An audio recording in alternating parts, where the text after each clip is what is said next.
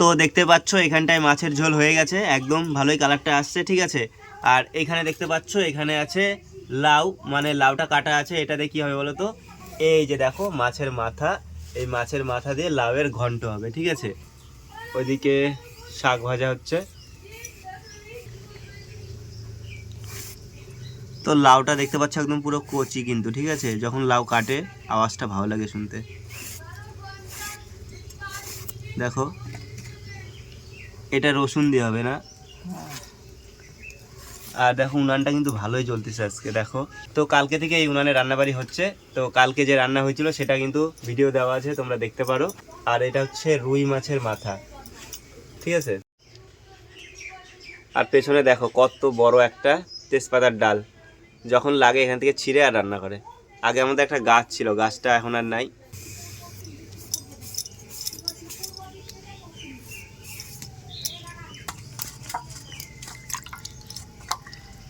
কত টাকা নিয়েছিল লাউটা দাম? 25 টাকা। আমি আর এক বছর লাউয়ের গাছ লাগাইছিলাম, লাউ ধরতেছিল ভালোই। এবছর আর কিছু লাগাই নাই। তো এদিকে লাউটা কাটাকুটি হোক, তারপরে দেখাবো, ঠিক আছে। আর এই মাছের ঝোলটা দেখো, কালারটা কিন্তু খুব ভালো হয়েছে। এটা হচ্ছে একদম বাটা মশলা রান্না, একদম হালকা মশলা যাকে বলে, জিরা, আদা আর লঙ্কা। আমাদের বাড়িতে বেশি রান্নাবাড়ি এরকমই হয়, জিরা, আদা আর লঙ্কা দিয়ে হয়, ঠিক আছে। শাকটা দিকে ইচ্ছে করবে না। তো এইদিকে দেখো শাকটাকে এবার হচ্ছে তোমাদেরকে দেখাচ্ছি শাকটার কি অবস্থা। এটা হচ্ছে ইসের শাক না, ডাঁটার শাক। ও, অল্প আমি ধুয়ে নিয়ে আসছিলাম শাকগুলো, আমি অল্পই হবে না, একবারে ছিলই অল্প শাক।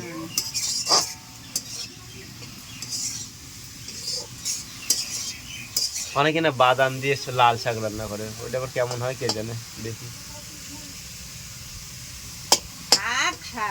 বাদাম দিলি যে শাকের স্বাদ হয়? না না, রান্না করে অনেকে বাদাম দিয়ে সুন্দর করে রান্না করে, ঘি টি দিয়ে রান্না করে। ওটার কি আলাদা স্বাদ হয় নাকি? ঘন্ট না, শাকই রান্না করে। বাদাম বাদাম, এই যে যেগুলা বাদাম বিক্রি হয় না দোকানে, ওই বাদাম। কি করি দেখতে হবে ভিডিও, রান্না করে খায় সবাই, তাই আমি দেখি। আমি তো শাকই খাই না, তাই দেখি। ঘন্ট না, ঘন্ট যেরকম লাল শাক এরকম ভাজা হয়। হ্যাঁ, মানে বাদামটা মুখে পড়ে ভালো লাগে খাইতে, হয়তো শাকের মধ্যে, ওইটাই, আর কিছু না। আচ্ছা বলো তো, বাদাম দিয়ে শাক রান্না হয় কিনা? আমি হচ্ছে অনেকের খাইতে দেখছি ভিডিওতে, তার জন্য বললাম। আমি তো শাকই খাই না, বাদাম দিয়ে কেন, যত কিছুতেই রান্না করুক আমার শাক ভালো লাগে না, শাকের কোনো স্বাদই পাই না আমি। লায়ের চোচা আবার অনেকে বাটা খায় না। এই দেখতে পাচ্ছ লায়ের চোচাগুলো দেখতে কিন্তু দারুণ লাগতেছে, দেখো একদম কালার সেই সবুজ, একদম পুরা একদম ফ্রেশ। তো শীতকাল মানেই তো হচ্ছে টাটকা সবজি, ঠিক কিনা বলো তো? শীতকাল ছাড়া তো আর টাটকা সবজি সেরকম পাওয়াই যায় না। তো এইদিকে শাকটা কিন্তু হওয়ার মধ্যে, ঠিক আছে। আজকে রুই মাছটা মানে কত দাম নিছে মা? 140। কতটা ওজন ছিল? ওজন কতটা ছিল? হ্যাঁ, তো ওজন ছাড়াই মাছ নিয়ে চলে আসছো?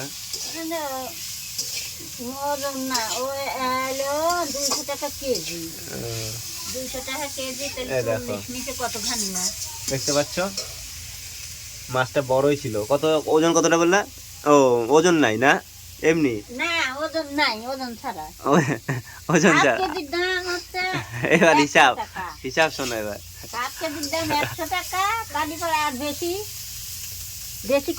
আমি কিনে আনিও নাই, আমি হিসাবও জানি না।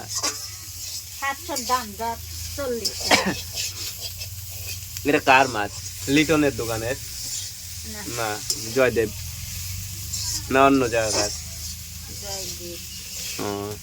এখানে যতগুলা মাছ দেখতে পাচ্ছ, এখানে বেশিরভাগ কিন্তু রিং পিস, এই যে দেখতে পাচ্ছ।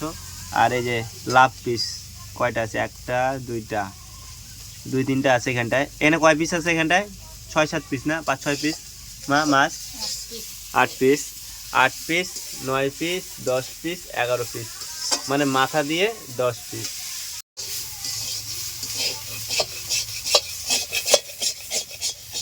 হয়ে গেছে মা, স্বাদ ভালো হয়েছে। অল্প যে না, শাকটা একদম মিশেও ছিল না, বুড়াও ছিল না, কচি ছিল না। একটু ছিল 2 দিন আগে বাজলি তাও। না আমি যে বাছলাম কি না তখনই দেখলাম একদম বুড়া বুড়াও ছিল না, কিন্তু কয়েকটা পাতাগুলো নষ্ট ছিল। শাকটা একদম অল্প হয়েছে, তোমাদেরকে দেখাবো দাঁড়াও।